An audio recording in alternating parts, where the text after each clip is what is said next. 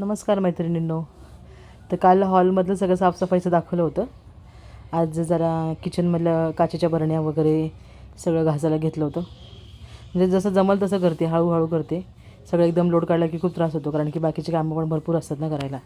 त्याच्यामुळं लगेच एवढं सगळं काही होत नाही. त्याच्यामुळं आज डायनिंग टेबलावरचं सगळं बरण्या वगैरे, छोट्या मांडीवरच्या सगळ्या काचेच्या बरण्या वगैरे, सगळं लोणच्याच्या बरण्या वगैरे सगळं घासायला घेतलं होतं. ते सगळं घासून झालं. आणि हा जो ट्रे आहे ना, हा माझ्या डायनिंग टेबलावरचा असतो आणि त्याच्यामध्ये लोणचं, चटण्या वगैरे भरून ठेवलेल्या असतात. तर तेच मी भरत होते. मी आणि मुलगी मला मदत करत होती. हे बघा, असं सगळं भरून ठेवत होतो आम्ही. आणि आत्ता उन्हाळ्यामध्ये बरंचसं काय काय केलं होतं मी.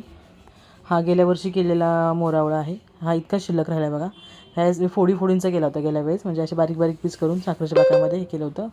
आणि हे लोणचं केलं होतं मी, तिखट गोड लोणचं. ते पण खूप म्हणजे खूप छान झालं होतं. आणि इतकं शिल्लक राहिले. आणि हा काय म्हणतात त्याला, आपण साखर किंवा गुळांबा म्हणू शकतो. आणि हे जे तुम्हाला आता लास्ट दाखवलं ते मी लिंबाचा सरबत केला होता. त्या लिंबाच्या सरबताचे सालपट जे राहिले होते ना, त्यापासून ते नवीन लोणचं तयार केलेलं आहे. उपवासाला पण चालतं ते. तर तुम्हाला कसं वाटलं आजचा माझा व्हिडिओ? तर बघा, माझ्या व्हिडिओला लाईक करा, शेअर करा, सबस्क्राईब करा आणि कमेंट्स करा. हे बघा, हे सगळं मसाल्यांची बरण्या वगैरे पण सगळ्या रिकाम्या केल्यात. तर बाय.